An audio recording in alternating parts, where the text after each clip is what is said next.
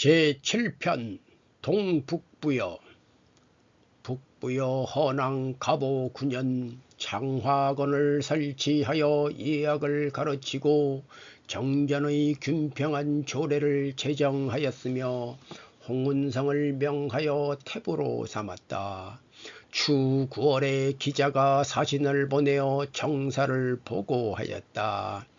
이민 17년 헌왕이 동으로 순수하여 평양에 이르니 기자가 교회로 나가 맞이하였다. 왕이 묻기를 군주가 백성을 부림에 어떻게 다스려야 하며 백성이 임금을 섬김에 어떻게 해야 훌륭하게 될 수 있습니까? 하니 기자가 대답하였다. 백성은 나라의 기본이고 군주는 나라의 축이입니다. 만약 기본이 없으면 나라는 쓸데가 없고 축이가 없으면 기본인 백성이 의지할 데가 없습니다. 오직 신하와 백성이 함께 한 몸을 이루어야 그 소망한 바를 얻을 수 있습니다. 하였다. 왕이 돌아와 조세를 감면하였다. 임자 28년 동부요 창왕이 말하기를 일찍이 역설을 보니 태극이 양의를 생하고 사상이 생하여 팔계가 생하여 오행이 이루어진다 하였다. 대개 만물은 각기 음양과 정기가 화생하여 생김이 있고 만물에는 기륭하복이 있는데 시초를 세어 괴를 만들면 능히 지나간 것을 미루어 아직 나타나지 않은 미래를 알미 마치 부절을 합친 것과 같다 하니 어찌 실지가 그러한지 혹 속이는 것이 아닌가 하니 손우명이 대답하였다. 이른바 주역이라는 책은 허실과 유명의 이치를 논한 것입니다. 음양은 해와 달을 비추고 가리는 명암의 현상을 지칭한 상입니다. 원래 실체와 실질이 없다면 어찌 만물이 생생하는 이치가 있겠습니까? 대개 천하 만물이 각기 동서남북의 차이가 있고 그 방위에 비추고 가리는 시각이 같지 않음이 있는 것과 같으나 항상 주야의 균평한 이치가 있는 것이요 추나 추동 사시의 차이가 있으며 역시 주야 장단의 구별이 있는 것입니다. 그 비추고 가리는 시간의 차이가 주야가 되는 것처럼 절서가 교체하여 한서의 정해진 시간도 역시 어긋나지 않는 것입니다. 성인이 이것을 헤아려 역을 지었으니 음양이 상대하는 이치는 천도에 순응한 것입니다. 이에 역의 도는 오직 이름 일양일 뿐입니다.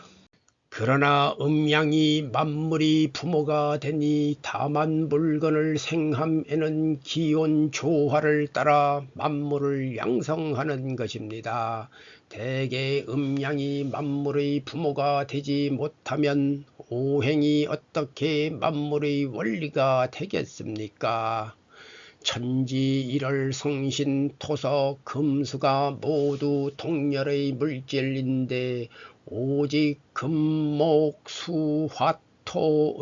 이미 이루어진 물질만이 어찌 다른 물질로 변성하는 것이겠습니까?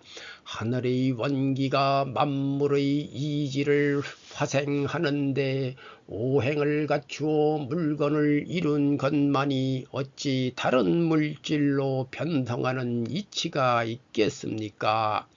역의 근본 자리가 대연수인데 대연의 가장 중요한 것은 50입니다. 대개 이치로 변화된 물질에 부달함이 있으면 운주 작괴는 허설에 불과합니다. 그 공허한 설과 방위를 살펴서 응용하고 배제함은 모두 하나인 이치입니다. 방위의 대소와 오래고 빠른 수를 점차 살펴서 그 정반을 비교하여 그 이치를 단결하여 길함을 당하면 길하게 되고 흉함을 당하면 흉하게 되는 것입니다. 엎드려 바라옵건대 기하께서는 그 보배로운 자리의 중대함을 살피셔야 합니다. 은의 주왕은 갑자년에 망하였고 주발은 갑자년에 흥하였습니다.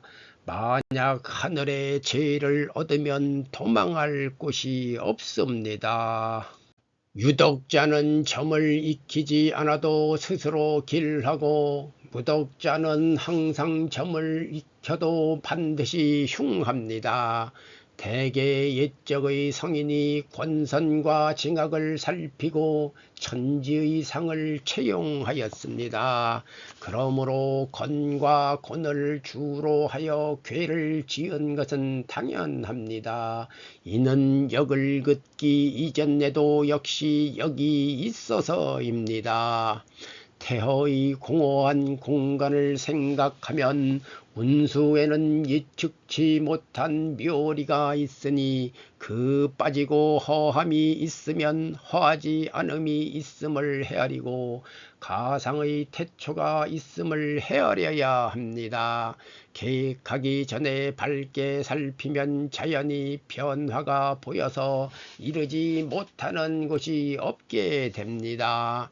홍몽시의 판단을 시작하여 질과 존비에 응하여 건과 곤의 자리를 정하여 육합의 문을 크게 포함하고 양의를 들되 가볍고 맑은 것은 상승하여 기가 되고 무겁고 탁한 것은 아래로 가라앉아 질이 되어 앞에는 시작함이 없고 뒤에는 끝남이 없는 것입니다.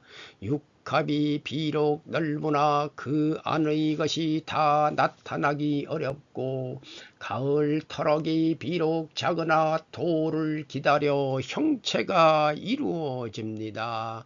성인이 건곤의 이치를 관측하여 궤를 짓고 효를 계산하여 설법을 운주하고 협강부회하여 만물을 응하한 것입니다.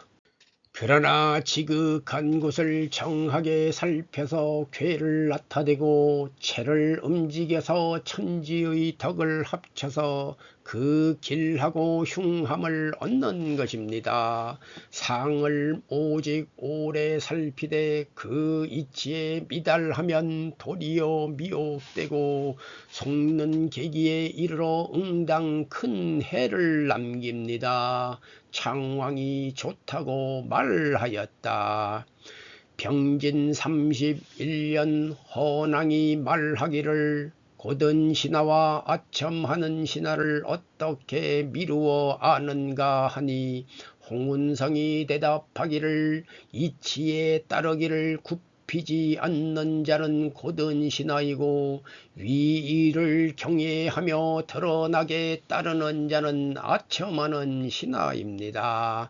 군주는 근원이요 신하는 흐름이니 본원이 흐린데 흐름이 맑은 경우는 있지 아니합니다.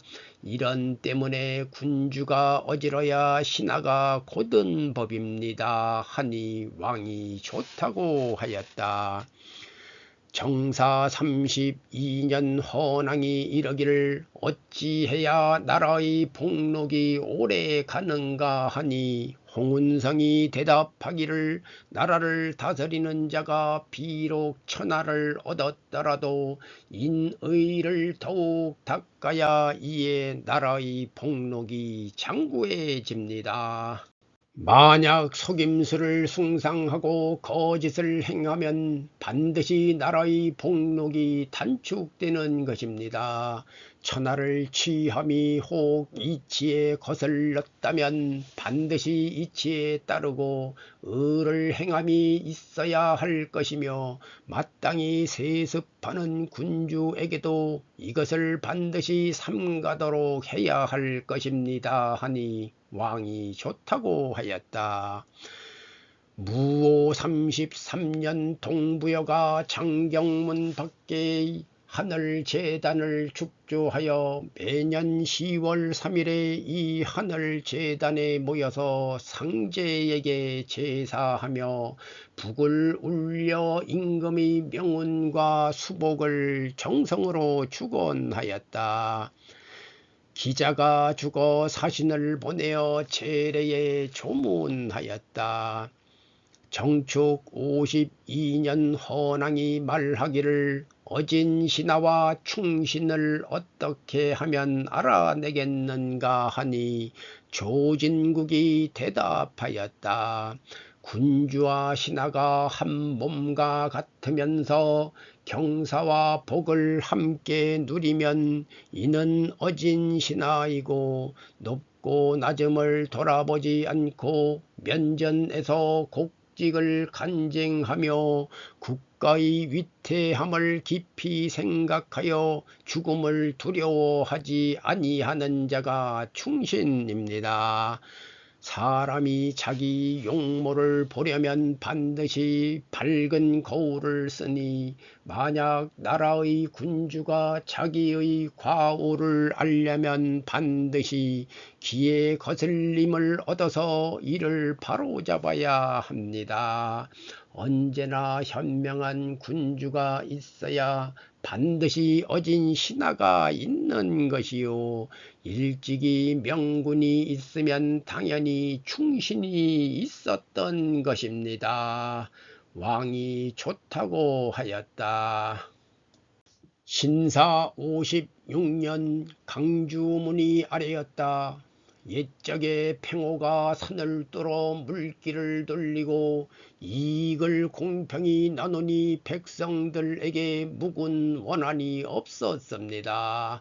엎드려 바라옵건대 기하께서는 궁시를 지으시면서 백성들의 원한을 불렀습니다. 만일 사적인 이해로 남을 해치고 자기를 이롭게 하는 것은 아름다운 구슬을 취하여 몸을 갈라 보관하는 것과 같습니다. 이런 때문에 어진 군주는 백성을 이롭게 하고 자기를 이롭게 하지 아니하며, 어두운 군주는 자기를 이롭게 하고 백성을 이롭게 하지 아니합니다.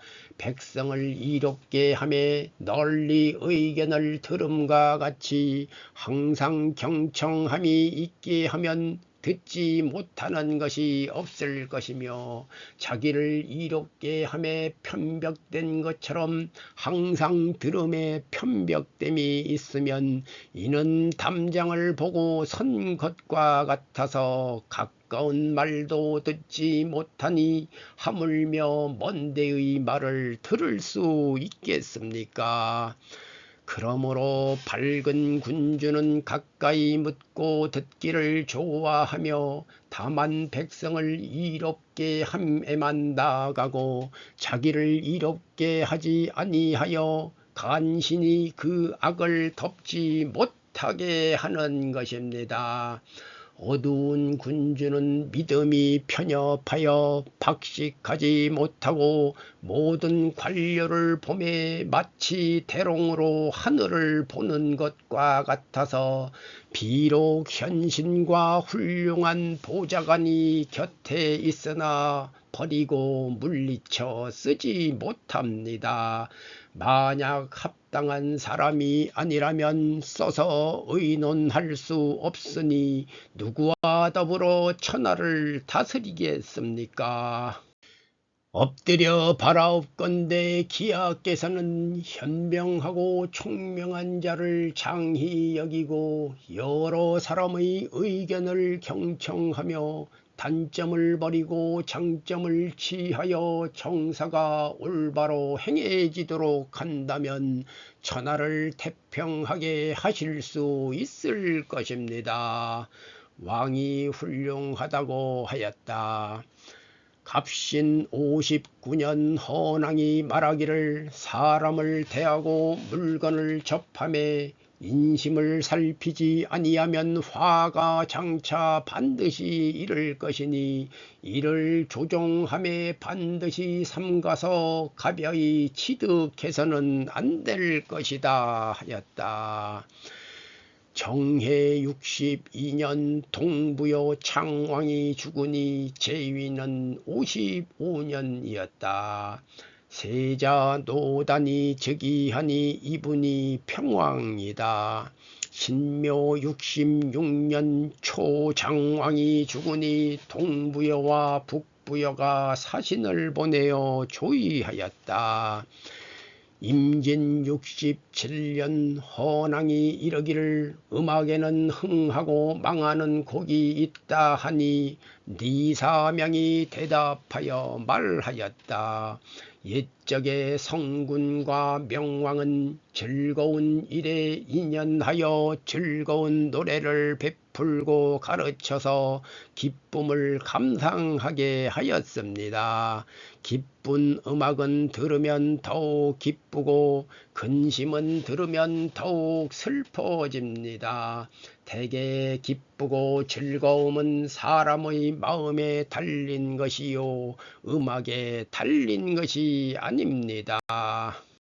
그러므로 정치 교화가 장차 일어나려 하면 민심이 화평하고 기뻐하며 정치 교화가 쇠약해지면 백성들은 근심하여 음악을 들어도 슬픔이 더해집니다. 그 마땅함에 적합하게 하여 흥망에 걸맞게 이르는 것은 진실로 음악에 있는 것이 아니라 다만 사람의 마음에 달려 있을 뿐입니다.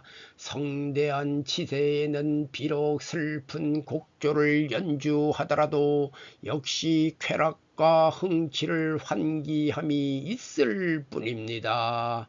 왕이 훌륭하다고 하였다. 갑오 69년 헌왕이 죽고 태자 두밀이 즉위하니 이분이 장왕이다.